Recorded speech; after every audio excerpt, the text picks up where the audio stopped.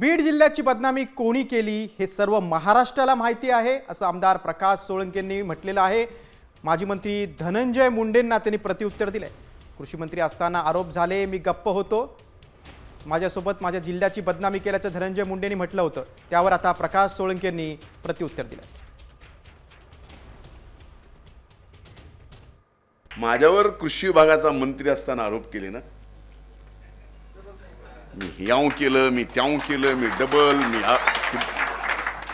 अरे मी नाही, गप होतो।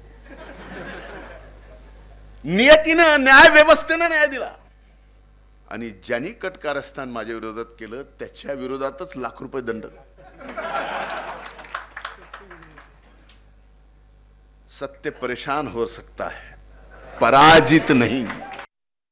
बीड जिल्ह्याच्या म्हणजे संतोष देशमुख यांच्या हत्येमध्ये कोण आरोपी आहेत ही नाव जगजाहीर आहेत। आमचा प्रश्न एवढाच होता की अतिशय निर्घृणपणे एखाद्या सरपंचाला खंडणीच्या कारणावरून तुम्ही मारता, ही बदनामी मोठी आहे का आम्ही जे बोललो ती बदनामी मोठी आहे? महादेव मुंडेचं दुसरं प्रकरण झालं, 21 महिन्यापासून आरोपी अजून सापडत नाहीत। या ज्या काही घटना जिल्ह्यामध्ये घडलेल्या आहेत त्याच्यामुळे जिल्ह्याची बदनामी झालेली आहे, आम्ही बोलल्यामुळे बदनामी नाही झाली। आता isakal.com आहे देशातील नंबर 1 ची मराठी न्यूज वेबसाईट। प्रत्येक अपडेटसाठी isakal.com ला नक्की भेट द्या।